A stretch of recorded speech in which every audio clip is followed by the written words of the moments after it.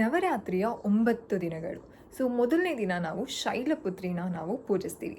ಶೈಲಪುತ್ರಿ ಅಂತಂದರೆ ಏನು? ಮಕ್ಕಳಿಗೆ ರಜಾ ಬಂದಿರುತ್ತೆ, ಆರಾಮಾಗಿ ಆಟ ಆಡ್ತಿರ್ತಾರೆ. ಆದರೆ ಈ ಪ್ರತಿ ದಿನದ ಒಂದು ಪೂಜೆ ಮಾಡ್ತೀವಲ್ಲ ನಾವು, ಪ್ರತಿ ದೇವಿಯ ಒಂದು ಮೂಲ ಇರಬಹುದು, ಯಾಕೆ ಪೂಜೆ ಮಾಡ್ತೀವಿ ಆ್ಯಂಡ್ ಯಾಕೆ ನಾವು ಆ ಬಣ್ಣದ ಒಂದು ವಸ್ತ್ರವನ್ನು ಧರಿಸಬೇಕಾಗತ್ತೆ, ಇದೆಲ್ಲನೂ ನಾವು ಮಕ್ಕಳಿಗೆ ಹೇಳ್ಕೊಡೋದು ತುಂಬ ಇಂಪಾರ್ಟೆಂಟ್.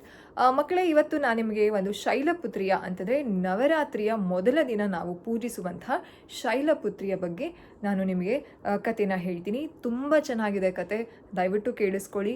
ಆ್ಯಂಡ್ ಈ ಕಥೆನ ನೀವು ನಿಮ್ಮ ಜೀವನದಲ್ಲಿ, ನಿಮ್ಮ ಒಂದು ದಿನನಿತ್ಯದಲ್ಲಿ ನೀವು ಅಳವಡಿಸ್ಕೊಳ್ಳೋದ್ರಿಂದ ತುಂಬ ಒಂದು ಒಳ್ಳೆ ಒಂದು ಪಾಸಿಟಿವ್ ಆಗಿ ನಿಮ್ಮ ಜೀವನ ಬದಲಾಗತ್ತೆ. So let's start the video. Shailaputri. So Shailaputri ಅನ್ನೋರು ದಕ್ಷರಾಜನ ಮಗಳು. ಸೊ ದಕ್ಷರಾಜನ ಮಗಳು ಶೈಲಪುತ್ರಿ.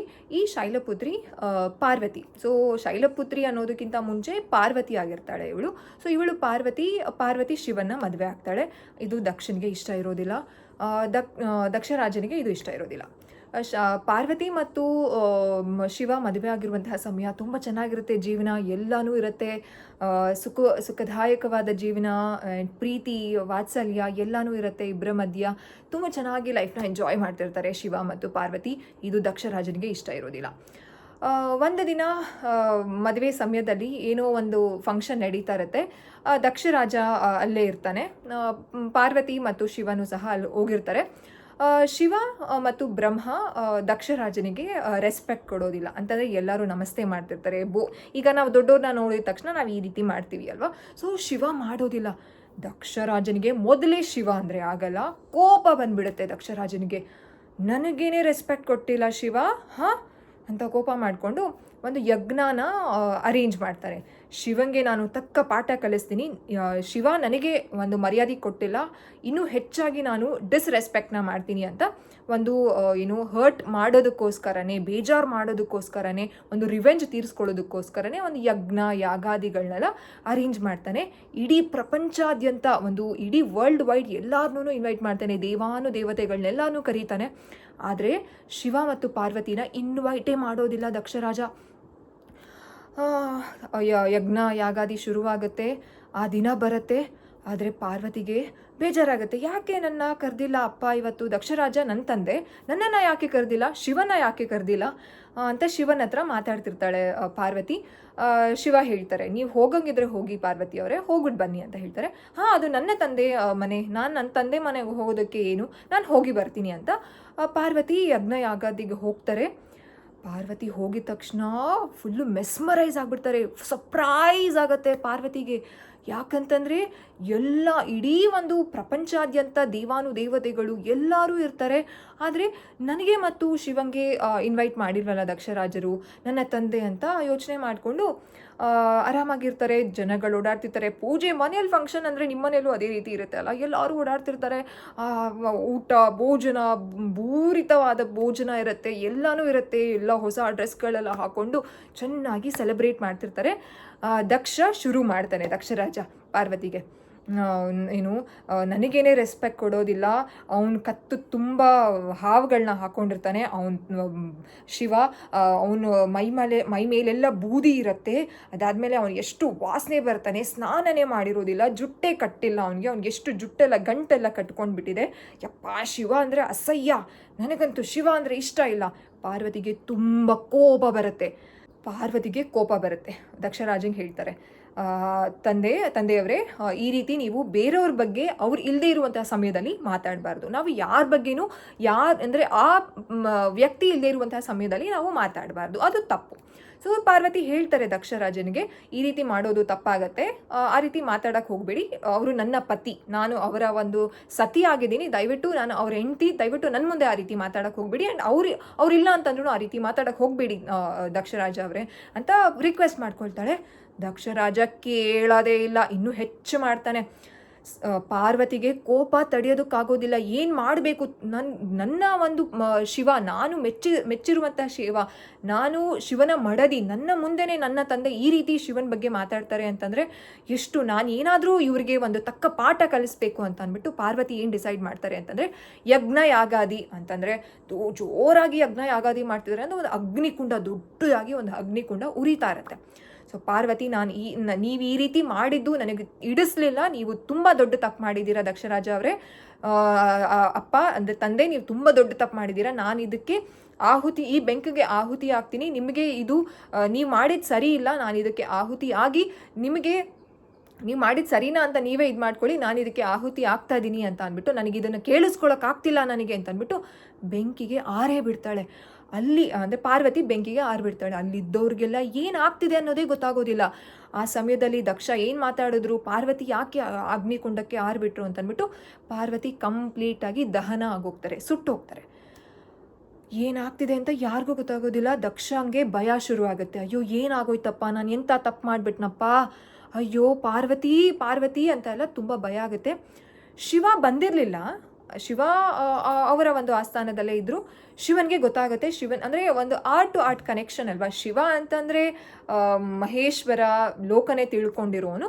ಶಿವನಿಗೆ ಎಲ್ಲ ಗೊತ್ತಾಗುತ್ತೆ, ಏನೋ ಪಾರ್ವತಿಗಾಗಿದೆ ಅಂತ ಅಂದ್ಬಿಟ್ಟು ಶಿವ ಶುರು ಮಾಡ್ತಾನೆ, ತನ್ನ ಜಡಿಯನ್ನೆಲ್ಲ ಬಿಚ್ಕೊಂಡು ವೀರಭದ್ರನಾಗ್ತಾನೆ. ವೀರಭದ್ರೇಶ್ವರ ಒಂದು ಅವತಾರ ತಾಳಿ ಡಾನ್ಸ್ ಮಾಡೋದಕ್ಕೆ ಶುರು ಮಾಡ್ತಾನೆ. ಎಲ್ಲಿ ಅಂತಂದರೆ ಅಲ್ಲಿ ಅವಾಕ್ಯಾನು ಅಂತಂದರೆ ಒಂದು ಬೆಂಕಿಯ ಒಂದು ಜ್ವಾಲಾಮುಖಿ ಅಂತ ಏನು ಹೇಳ್ತೀವಿ, ಒಂದು ಬೆಂಕಿಯ ನರ್ತನ ಶುರುವಾಗುತ್ತೆ. ಶಿವ ತುಂಬ ಕೋಪ, ಶಿವನಿಗೆ ಎಷ್ಟು ಕೋಪ ಅಂತಂದರೆ ನನ್ನ ಪಾರ್ವತಿ ದಹನ ಆಗೋದ್ಲು, ನನ್ನ ಪಾರ್ವತಿ ಇನ್ನು ಮುಂದೆ ನನ್ನ ಜೊತೆ ಇರೋದಿಲ್ಲ ಅನ್ನೋದು ತುಂಬ ಕೋಪ ಆಗುತ್ತೆ. ದಕ್ಷನ ಮೇಲೆ ತುಂಬ ಕೋಪ ಆಗುತ್ತೆ. ನನ್ನ ಮೇಲೆ ಇರುವಂತಹ ಕೋಪಕ್ಕೆ ಈ ರೀತಿ ದಕ್ಷರಾಜ ಮಾಡಿಬಿಟ್ಟ ಈ ರೀತಿ ಅಂತ ತುಂಬ ಕೋಪ ಮಾಡಿಕೊಂಡು ಬೆಂಕಿ ನರ್ತನ ಶುರು ಆಗುತ್ತೆ. ಜನಗಳೆಲ್ಲ ಸಾಯ್ತಾ ಇರ್ತಾರೆ. ಯಾಕಂತಂದರೆ ಅಷ್ಟು ಕೋಪ, ಅಷ್ಟು ಬೆಂಕಿ ಅಂತಂದರೆ ಜನಗಳಿಗೆ ಸುಡೋದಿಲ್ವಾ. ಸೊ ತುಂಬ ಕೋಪ ಮಾಡಿಕೊಂಡು ಶಿವ ಡಾನ್ಸ್ ಆಡ್ತಾನೆ ಇರ್ತಾನೆ. ಆಗ ದಕ್ಷನಿಗೆ ಇನ್ನೂ ಭಯ ಆಗೋಗ್ಬಿಡುತ್ತೆ. ಇದೆಲ್ಲ ಗೊತ್ತಾಗುತ್ತೆ, ಓ ಶಿವಂಗೆ ಗೊತ್ತಾಗ್ಬಿಟ್ಟಿದೆ, ಏನು ಮಾಡೋದು, ನನ್ನನ್ನು ಬಿಡ್ತಾನಾ ಶಿವ, ಆ ಮಹೇಶ್ವರ, ಆ ಮಹಾಪತಿ ನನ್ನನ್ನು ಬಿಡ್ತಾನ ಅಂತ ಅಂದ್ಬಿಟ್ಟು. ಆದರೆ ಶಿವ ನೋಡಿ, ಶಿವ ಏನೂ ಮಾಡಲಿಲ್ಲ, ಯಾವ ರಿವೆಂಜು ಸಹ ತೊಗೊಳ್ಲಿಲ್ಲ. ಯಾಕಂತಂದರೆ ಈಗ ಏನೇ ದಕ್ಷರಾಜನ ಶಿವ ಸಾಯಿಸ್ಬೋದಿತ್ತು, ಅಥವಾ ಎಂತಹ ಒಂದು ಹಿಂಸೆ, ಚಿತ್ರಹಿಂಸೆ ಏನೇ ಮಾಡ್ಬೋದಿತ್ತು ಶಿವ, ಆದರೆ ಶಿವ ಆ ರೀತಿ ಮಾಡೋಕ್ಕೆ ಹೋಗಲಿಲ್ಲ. ಶಿವ ಅಂದರೆ ಒಂದು ಸಮಾಧಾನವಾಗಿ ಅಂತಂದರೆ ಆ ರೀತಿ ಡಾನ್ಸ್ ಆಡಿದ್ರು, ಆ ರೀತಿ ನರ್ತನ ಮಾಡಿದ್ರು ದಕ್ಷರಾಜನಿಗೆ ಏನೂ ಸಹ ತೊಂದರೆ ಕೊಡಲಿಲ್ಲ, ಅವನ ಒಂದು ವಿಷಯಕ್ಕೆ ಸಹ ಹೋಗಲಿಲ್ಲ. ಯಾಕಂತಂದರೆ ಆಗೋಯ್ತು ಅಂತ ಸುಮ್ಮನೆ ಆದ. ದಕ್ಷರಾಜನಿಗೆ ಇವಾಗ ಶಿವನ ಮೇಲೆ ಒಂದು ರೆಸ್ಪೆಕ್ಟ್ ಅನ್ನೋದು, ಗೌರವ ಅನ್ನೋದು ಜಾಸ್ತಿ ಆಯಿತು. ಶಿವ ಈ ರೀತಿ ನರ್ತನ ಮಾಡ್ತಾನೆ ಇದ್ದಾನೆ. ದೇವಾನುದೇವತೆಗಳೆಲ್ಲ ಇದನ್ನೆಲ್ಲ ಅಬ್ಸರ್ವ್ ಮಾಡಿದ್ರು. ಶಿವ, ನೀವು ಈ ರೀತಿ ಮಾಡ್ತಿದ್ದೀರಾ, ದಯವಿಟ್ಟು ಒಂದು ಪರ್ವತಗಳಿಗೆ ಹೋಗಿ, ಮೌಂಟೇನ್ಸ್ಗೆ ಹೋಗಿ ನೀವು ನಿಮ್ಮ ಒಂದು ಸಮಾಧಾನ ಮಾಡ್ಕೊಳ್ಳೇಬೇಕಾಗತ್ತೆ. ಇದರಿಂದ ಪ್ರಪಂಚಕ್ಕೆ ಇದು ಹಾನಿಕಾರಕ, ಜನಗಳೆಲ್ಲ ಸಾಯ್ತಿದ್ದಾರೆ, ದಯವಿಟ್ಟು ಹೋಗಿ ಒಂದು ಮೌಂಟೇನ್ಗೆ ಹೋಗಿ ನೀವು ತಪಸ್ಸು ಮಾಡ್ಕೊಂಡು ಕೂತ್ಕೊಳ್ಳಿ, ನೀವು ಸಮಾಧಾನ ಆಗ್ತೀರಾ, ನಿಮಗೆ ಒಂದು ಸಮಾಧಾನ ಬೇಕಾಗಿದೆ ಈ ಸಮಯದಲ್ಲಿ ಅಂತ ಹೇಳ್ತಾರೆ. ಆವಾಗ ಶಿವ ಮೌಂಟೇನ್ಸ್ಗೆ ಹೋಗೋದಕ್ಕೆ ಹೋಗ್ತಾರೆ. ಯಾರು ಡಿಸ್ಟರ್ಬ್ ಮಾಡಬಾರ್ದು ಅಂತ ಸಾವಿರಾರು ವರ್ಷಗಳ ಕಾಲ ಶಿವ ತಪಸ್ಸು ಮಾಡ್ಕೊಂಡು ಕೂತ್ಕೊಂಡು ಬಿಡ್ತಾನೆ. ಈಗ ಪಾರ್ವತಿ ದಹನ ಆಗ್ಬಿಟ್ಟಿದ್ದಲ್ಲ, ಪಾರ್ವತಿ ಈಗ ಹಿಮಾವತ ಒಂದು ರಾಜನ ಮಗಳಾಗಿ ಜನಿಸ್ತಾಳೆ. ಅಂತಂದರೆ ಹಿಮಾವತ ಅಂತಂದರೆ ಶೈಲ, ಅಂತಂದರೆ ಮೌಂಟೇನ್ಸ್ ಅಂದರೆ ಶೈಲ. ಈಗ ಪಾರ್ವತಿ ಶೈಲಪುತ್ರಿಯಾಗಿ ಜನನ ತಾಳ್ತಾಳೆ. ಶೈಲಪುತ್ರಿಯಾಗಿ ಜನನ ತಾಳಿರ್ತಾಳಲ್ಲ ಪಾರ್ವತಿ, ಈಗ ಪಾರ್ವತಿಯ ಜೀವನ ತುಂಬ ಚೆನ್ನಾಗಿದೆ. ಅಂತಂದರೆ ಪೇರೆಂಟ್ಸ್ಗಳು, ಶೈಲಪುತ್ರಿಯ ಒಂದು ತಂದೆ ತಾಯಿ ತುಂಬ ಸಪೋರ್ಟ್ ಮಾಡ್ತಾರೆ. ಅವಳು ಏನು ಇಷ್ಟಪಟ್ಟರು ಅದಕ್ಕೆ ಅವರು ವೆರಿ ಗುಡ್ ಅಂತ ಹೇಳಿಕೊಂಡು ತುಂಬ ಖುಷಿಯಾಗಿ ಒಂದು ಜೀವನ ಸಾಗಿಸ್ತಿರ್ತಾಳೆ. ದಿನಾಗಲೂ ಮೌಂಟೇನ್ಸ್ ಹತ್ರ ಆಟ ಆಡಿಕೊಂಡು, ಶೈಲಪುತ್ರಿ ಬೇರೆ ಫುಲ್ಲು ಮೌಂಟೇನ್ಸಲ್ಲಿ ತನ್ನ ಒಂದು ಆಸ್ಥಾನ, ರಾಜವಂಶ ಇರುತ್ತೆ. ಸೊ ಚೆನ್ನಾಗಿರುತ್ತೆ ಅವಳ ಜೀವನ. ದಿನಾಗಲೂ ಪ್ರಾಣಿಗಳ, ಪಕ್ಷಿಗಳ ಜೊತೆ ಆಟ ಆಡಿಕೊಂಡು, ಮೌಂಟೇನ್ಸಲ್ಲೆಲ್ಲ ಆಟ ಆಡಿಕೊಂಡು ಹತ್ತಾ ಇಳಿತಾ ತನ್ನ ಜೀವನನ ತುಂಬ ಚೆನ್ನಾಗಿ ಸಾಗಿಸಿರ್ತಾಳೆ. ತಂದೆ ತಾಯಿಯ ಪ್ರೀತಿ, ಸಪೋರ್ಟ್ ಎಲ್ಲನೂ ಶೈಲಪುತ್ರಿಗೆ ಸಿಗ್ತಾ ಇರುತ್ತೆ. ಒಂದು ದಿನ ಶೈಲಪುತ್ರಿ ಹೀಗೆ ಮನೆ ಮುಂದೆ ಆಟ ಆಡ್ತಿರ್ತಾಳೆ. ಆವಾಗ ನಾರಾಯಣ ನಾರಾಯಣ ಅಂತ ನಾರದ ಮುನಿಗಳು ಬರ್ತಾರೆ. ನಾರದ ಮುನಿಗಳು ಬಂದಿದ ತಕ್ಷಣ ಶೈಲಪುತ್ರಿಯ ತಂದೆ ಹಿಮಾವತ್ ಅವರು ಎಲ್ಲರೂ ರೆಸ್ಪೆಕ್ಟ್ ಮಾಡಿ ಅವರಿಗೆ ಒಳ್ಳೆಯ ಆತಿಥ್ಯನ ಕೊಟ್ಟು ಒಂದು ಅತಿಥಿ ಸತ್ಕಾರನೆಲ್ಲ ಮಾಡ್ತಾರೆ. ಆವಾಗ ನಾರದ ಕೇಳ್ತಾನೆ, ನೀನು ಸತಿ ಅಲ್ವೇ ಅಂತ. ಸತೀನಾ? ಶೈಲಪುತ್ರಿ ನಾನು ಅಂತ ಹೇಳ್ತಾರೆ ಶೈಲಪುತ್ರಿ. ಈ ರೀತಿ ಯಾರು ನಂಗೆ ಗೊತ್ತಿಲ್ಲ, ಸತಿ ಅಂದರೆ ಯಾರು ಅಂತ ನಂಗೆ ಗೊತ್ತಿಲ್ಲ, ನಾನು ಶೈಲಪುತ್ರಿ ಅಂತ ಶೈಲಪುತ್ರಿ ಹೇಳ್ತಾರೆ. ಆವಾಗ ನಾರದ, ಇಲ್ಲ, ನೀನು ಈ ರೀತಿ ಸತಿ ಪಾರ್ವತಿಯಾಗಿದ್ದೆ, ಈ ರೀತಿ ನೀನು ದಕ್ಷರಾಜನ ಮಗಳು, ಈ ರೀತಿ ದಕ್ಷರಾಜನಿಗೆ ಶಿವ ಇಷ್ಟ ಇಲ್ಲದಿರೋ ಕಾರಣದಿಂದ ಏನೋ ಒಂದು ಅಚಾನಕ್ಕಾಗಿ ನೀನು ಬೆಂಕಿಗೆ ಹಾರಿ ಈ ರೀತಿ ಸತಿಯಾದೆ ನೀನು ಅಂತ ಹೇಳಿದಾಗ ತುಂಬ ಆಶ್ಚರ್ಯ ಆಗುತ್ತೆ ಶೈಲಪುತ್ರಿಗೆ. ಹೌದಾ, ನನಗೆ ಒಂದು ನಿಮಿಷ ನೀವು ಹೇಳೋದಕ್ಕಿಂತ ಮುಂಚೆ ನನಗೆ ಗೊತ್ತೇ ಇರಲಿಲ್ಲ ಈ ರೀತಿಯೂ ಇತ್ತಾ ಅಂತ.